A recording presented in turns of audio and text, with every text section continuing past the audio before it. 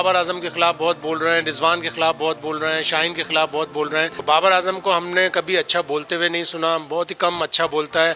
और पिछले 2 साल से देखें आप, दिसंबर 2022 से उसने कोई टेस्ट सेंचुरी नहीं बनाई, अगस्त 2023 से उसने कोई वनडे सेंचुरी नहीं बनाई। बाबर आजम आपके हवाले हम कर देते हैं कि इसकी जो ज़हन साजी कीजिए, इसको थोड़ी गाइड कीजिए।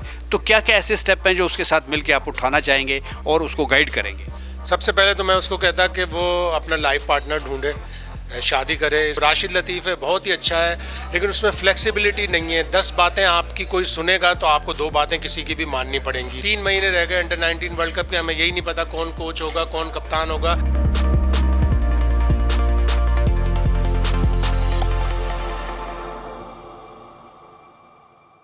बिस्मिल्लाहिर्रहमानिर्रहीम। अस्सलाम वालेकुम नाज़रीन, क्रिकेट की दुनिया के बहुत नामवर साफ़ी, बहुत अच्छे तजिया निगार, सब आप जानते हैं, ज़्यादा तारफ़ की ज़रूरत नहीं है, लेकिन शाहिद हाशमी कहना बड़ा ज़रूरी है। अस्सलाम वालेकुम सर।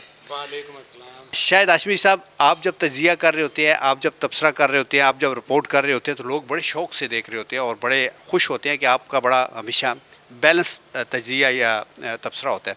लेकिन जब आप किसी का तजिया और तबसरा देखते हैं तो कौन सा ऐसा तजिया निगार है जिसको आप पसंद करते हैं? बहुत सारे लोग हैं अच्छा बोलने वाले हैं, जिनमें आप क्या करें, हम माज साहब बैठे हैं, ये माशाल्लाह रेडियो पे बड़ा अच्छा बोलते हैं। हमारे दोस्त माजिद भट्टी हैं, वहीद ख़ान हैं और अब्दुल रशीद शकूर साहब हैं। इस्लामाबाद में अगर आप देखें तो मोईशा अच्छा बोलते हैं, अक्सर उनको पीटीवी में सुनता हूँ। पीटीवी में एक और ओएस उनका मैं अक्सर देखता हूँ, शायद टीमों के साथ मैनेजर वगैरह भी रहते हैं। सना मीर बहुत अच्छा बोलती हैं, ज़ाहिर है वो तो प्लेयर नहीं हैं, तो अच्छे लोग हैं बोलने वाले। बस इसमें ज़रूरी ये होता है कि आप एक तो बैलेंस बोलें और फैक्ट्स एंड फिगर्स के ऊपर बोलें, इसलिए कि क्रिकेट फैक्ट्स एंड फिगर्स का खेल है। अगर किसी ने 10 रन बनाए और आप उसकी तारीफ़ कर रहे हो तो लोग कहेंगे कि नहीं, ये तो कोई कोई निभा रहा है, गड़बड़ है। तो और अगर किसी ने 100 रन बनाए और आप बुराई कर रहे हो कि नहीं उसने अच्छा नहीं खेला, ये भी गलत है। तो बड़ा बैलेंस होकर फैक्ट्स एंड फिगर्स के ऊपर बोलें। ऐसा होता है, ऐसा होता है, अक्सर ऐसा होता है। जिन लोगों की ज़ाती कुछ पुरखाश होती है वो कहते हैं 100 रन तो बना लिए, 3 कैच छूट गए। अरे भाई 3 कैच छूट गए, उसने थोड़ी बोला था कि मेरे 3 कैच छोड़ो। कैच छूटना पार्ट एंड पार्सल है क्रिकेट का, लेकिन कोई 100 बनाता है या कोई 50 बनाता है तो उसको अप्रिशिएट करना चाहिए। अच्छा हाशमी साहब, मेरे अलावा कोई ऐसा एंकर या कोई ऐसा रिपोर्टर या कोई ऐसा तजिया निगार बताएं जिस पे आप पाबंदी लगा दें, आप कहें यार इस पर तो पाबंदी लगनी चाहिए? नहीं, सच मैं इतनी एक्सट्रीम पे नहीं जाता, लेकिन मैंने अभी तक आपको सुना नहीं। आपकी ख़बरें वगैरह, आपके अखबार के आर्टिकल्स वगैरह तो बहुत देखे हैं, पढ़े भी हैं। अक्सर ऐसा होता है कि कुछ जो एजेंडा बेसिस बोलते हैं, एजेंडा पे बोलते हैं, बाबर आजम के ख़िलाफ़ बहुत बोल रहे हैं, रिजवान के ख़िलाफ़ बहुत बोल रहे हैं, शाहीन के ख़िलाफ़ बहुत बोल रहे हैं, तो उनको इससे इज्तिनाब करना चाहिए। लेकिन हम कोई नहीं होते किसी को रोकने वाले या बैन करने वाले। अच्छा, आपने बाबर आजम का नाम लिया। कुछ अर्सा पहले हम बाबर आजम का मुकाबला करते थे, एक तकाबली जायज़ा पेश करते थे विराट कोहली से। क्या आप समझते हैं कि बहुत पीछे रह गया बाबर उससे, या अभी भी मुकाबले में है, या इसके मुकाबले में मज़ीद खिलाड़ी आ गए हैं जो इससे आगे निकल जाएंगे? बाबर आजम बहुत पीछे रह गया और पिछले 2 साल में तो बहुत ही पीछे रह गया। विराट कोहली की जो लगन थी, जो जुस्तजू थी, बहुत ही मुख्तलिफ है। वो जितना अच्छा खेलता है उतना ही अच्छा बोलता भी है। और बाबर आजम को हमने कभी अच्छा बोलते हुए नहीं सुना, बहुत ही कम अच्छा बोलता है। और पिछले 2 साल से देखें आप, दिसंबर 2022 से उसने कोई टेस्ट सेंचुरी नहीं बनाई, अगस्त 2023 से उसने कोई वनडे सेंचुरी नहीं बनाई। उसमें एक सेल्फ़ इम्प्रूवमेंट का जज्बा नहीं है। जो सेल्फ़ इम्प्रूवमेंट का जज्बा विराट कोहली में कूट कूट के भरा था। अभी उसने 2 सिफ़र किए तो बहुत से लोग कह रहे थे कि इसने 2 सिफ़र कर लिए, इसको निकालो, इसको भगाओ। अगले ही मैच में उसने ऐसे ज़बरदस्त 76 कर दिए।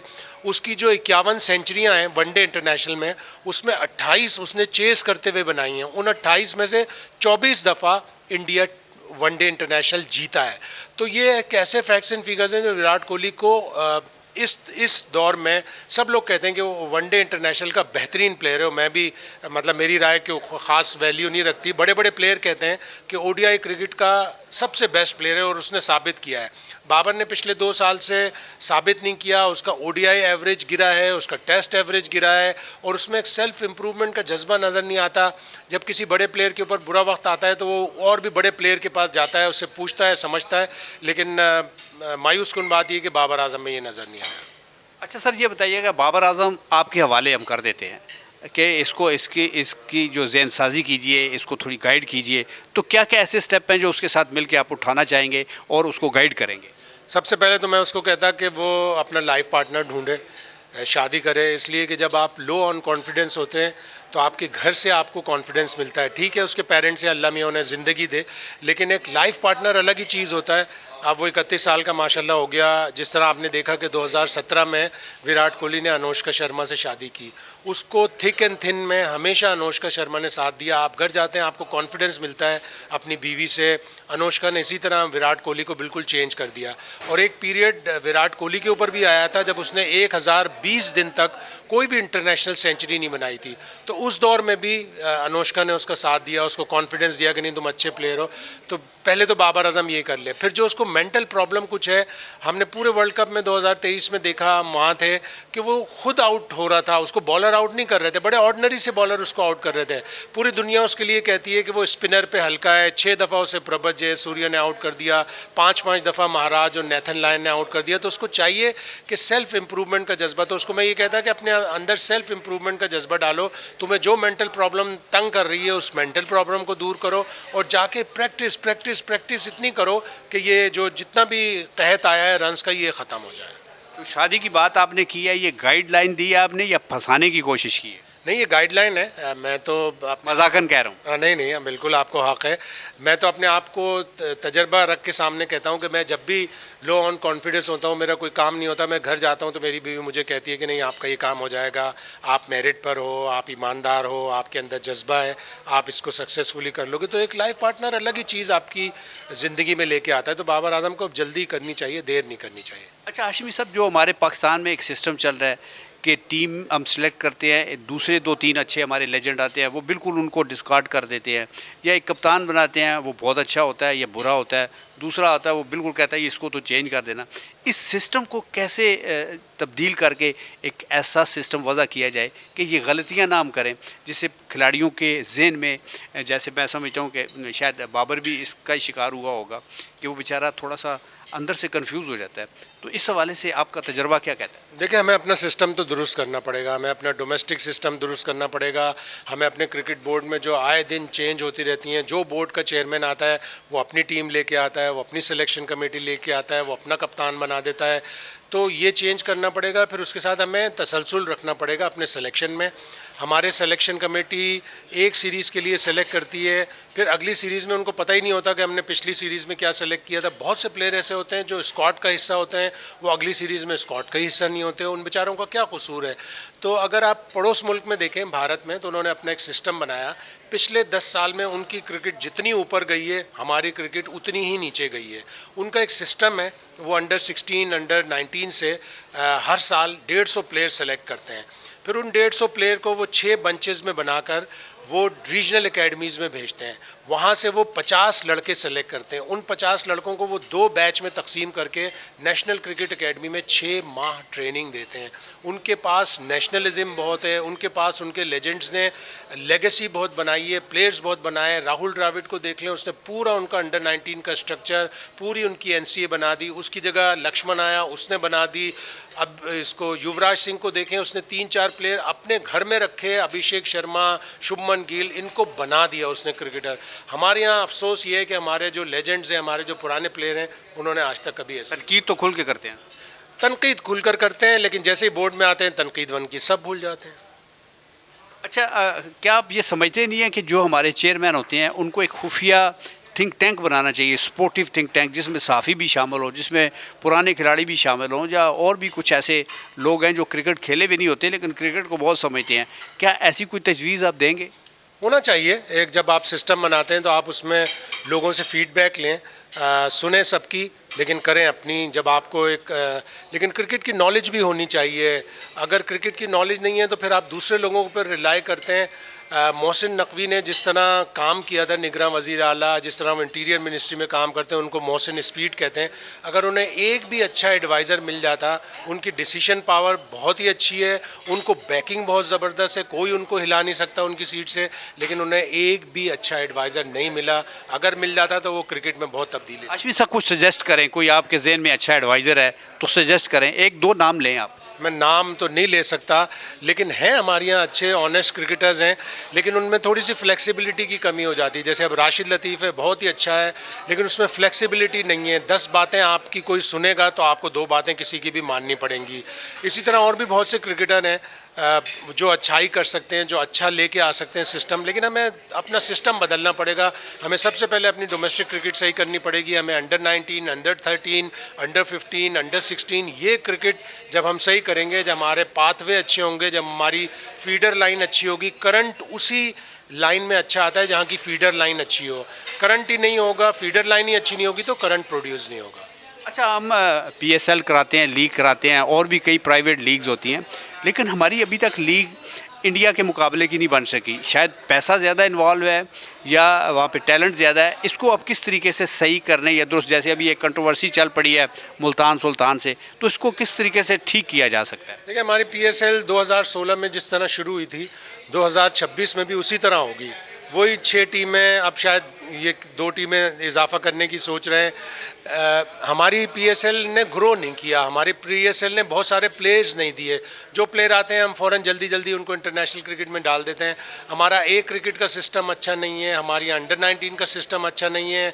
3 महीने रह गए अंडर 19 वर्ल्ड कप के, हमें यही नहीं पता कौन कोच होगा, कौन कप्तान होगा। अभी हम अंडर 19 में ही फंसे हुए, टूर्नामेंट अभी हमने कराया, शायद उसमें से कोई प्लेयर अच्छे निकल आए। तो हमें PSL को भी ग्रो करना है, हमें इनोवेशंस लानी है, हमें तब्दीलियाँ लानी है। हम किन चीज़ों में कमज़ोर हैं? हम डॉट बॉल बहुत ज़्यादा खेलते T20 क्रिकेट में, हम स्ट्राइक रोटेट नहीं कर पाते, हम डेथ ओवर्स का फ़ायदा नहीं ले पाते, हम डेथ ओवर्स में बॉलिंग अच्छी नहीं कर पाते। इन चीज़ों के ऊपर अगर आप पॉइंट रखेंगे कि एक टीम को आधा पॉइंट मिलेगा जो सबसे ज़्यादा छक्के मारेगी और सबसे कम डॉट बॉल खेलेगी, इस तरह आपकी क्रिकेट आगे बढ़ेगी, इस तरह आपकी PSL आगे बढ़ेगी। जिस तरह हर बिग बैश में ऑस्ट्रेलिया में इनोवेशन लाते हैं, पावर सर्ज ले आए, एक्स फैक्टर ले आए, सब्सटीट्यूट प्लेयर ले आए। आपकी PSL में तो आज तक कभी कोई तब्दीली नहीं आई। हाशिमी साहब, अंडर 19 का आपके ख्याल में कौन अच्छा कोच हो सकता है? क्योंकि उसको बनाना बड़ा मुश्किल होता है। हम नीचे वाली टीम में जो है ना, वो कम अच्छा कोच रखने की कोशिश करते हैं, ऊपर वाली टीम में ज़्यादा अच्छा कोच रखने की ज़रूरत करते हैं। लेकिन मेरा ख्याल है कि जो नीचे बच्चों को जो हैंडल करना ना, वो ज़्यादा मुश्किल और ज़्यादा वो पेएबल होता है। तो आप कोई कोच तो सजेस्ट करें ना, आप माशाल्लाह बड़ी नज़र है आपकी। बहुत सारे कोचेज़ हैं। ऑस्ट्रेलियन सिस्टम को अगर आप देखें तो वो अंडर 13 में जो कोच बनाते हैं उसको 3 साल बाद अंडर 16 का बना देते हैं, फिर 3 साल बाद उसे अंडर 19 का बना देते हैं। ज़ाहिर है 13, 16, 19 सारे प्लेयरों को जानता है। एलन बॉर्डर इतना बड़ा प्लेयर था, 11,000 टेस्ट रन थे। वो कभी सीनियर टीम का कोच नहीं बना, लेकिन उसने जूनियर लेवल पर बहुत काम किया। मेरे पास एक बहुत फॉर्मर क्रिकेटर आया, उन्होंने कहा शाहिद भाई आप मुझे सजेस्ट करें मैं कौन सी टीम पकड़ूँ, मुझे बॉलिंग कोच का ओहदा मिलने वाला है। मैंने कहा आप बॉलिंग कोच ना बने, आप अंडर 19 की टीम ले लें। लेकिन 2 महीने बाद वो फिर बॉलिंग कोच बन गए, वो अंडर 19 में नहीं आए। तो हमारे लोग अंडर 19 में नहीं आना चाहते, बल्कि सजेशन तो यही है कि आप अंडर 13 से शुरू करें। जो कोच आपका अंडर 13 का होगा, 3 साल बाद आप उसे अंडर 16 का बनाएं, फिर 3 साल बाद उसे अंडर 19 का बनाएं। जो 13 साल से बच्चे 19 साल में पहुँचे, उनको एक एक बच्चे को वो हिफ्ज जानता होगा, उसके नाम जानता होगा, उसके अब्बा कौन है, कहाँ रहता है, क्या खाता है, सब जानते होंगे। ओके, आपको करना पड़ेगा। हमारे प्रोड्यूसर कह रहे हैं कि आपका लंबा हो गया इंटरव्यू, लेकिन मैं 1-2 सवाल ज़रूर आपसे पूछूंगा। आप क्या समझते हैं कि ऐसे कौन से 2-3 प्लेयर हैं जो बाहर बैठ के ज़ाया हो रहे हैं, उनको टीम में लाना चाहिए, उनको टीम के साथ रखना चाहिए? कोई आपके ऐसे प्लेयर आपकी नज़र में है? जैसे सुफियान मुकीम आया था, इसको आपने एकदम से बिठा दिया। अभी आपने आसिफ अफरीदी को 38 इयर्स में डेब्यू करा दिया। आप उसके बजाय अगर 21 साल के फैसल अकरम को लाते, जिसने वापडा में फर्स्ट क्लास क्रिकेट में आउट किए हुए, तो कम अज़ कम वो सीखता। चाहे आप उसे ना खिलाते तो वो सीखता। आसिफ अफरीदी के पास अब बदकिस्मती से टाइम नहीं रहा। अगर अच्छा हो जाता उसके लिए कि वो 21, 22, 23 साल की उम्र में आ जाता, वो अच्छा बॉलर था। वाइट बॉल का वो और भी ज़्यादा अच्छा बॉलर है, लेकिन उसे रेड बॉल में चांस मिल गया। सुफियान मुकीम है। अब आपके पास अंडर 19 के बहुत सारे प्लेयर हैं जिन्हें आप ग्रूम करके लेकिन ए लेवल की क्रिकेट खिलाएं। अब T20 में इरफान खान नियाजी अच्छा प्लेयर आया था, आपने उसको 1-2 सीरीज़ के बाद बाहर कर दिया। आउटस्टैंडिंग फील्डर है, छक्के भी लगा लेता है, लेकिन अब वो माइक हसन की टीम में दूर दूर तक नहीं। एक मुख्तसर सा सवाल और मुख्तसर सा जवाब चाहिए। कोई इस टीम में ऐसा लड़का है जिसको आप फ़ौरन चाहें इसको तो बाहर निकालें? नहीं, इस टीम में तो ऐसा कोई नहीं है। कोई भी नहीं। हाशमी साहब बहुत अच्छे तजिया निगार हैं। मेरा बहुत दिल चाह रहा था, मैंने बहुत सारे सवाल को रट्टा गोटा लगाया हुआ था, लेकिन चूंकि प्रोड्यूसर टीम का कैप्टन होता है और वो जब आपको कहे कि इनिंग डिक्लेयर करें तो फिर आपके पास कोई चारा नहीं होता, और यही रवैये जो है इस गेम को ऊपर लेके जाते हैं। अपना बहुत सारा ख्याल रखिएगा, हमारा चैनल सब्सक्राइब कीजिएगा। पाकिस्तान जिंदाबाद।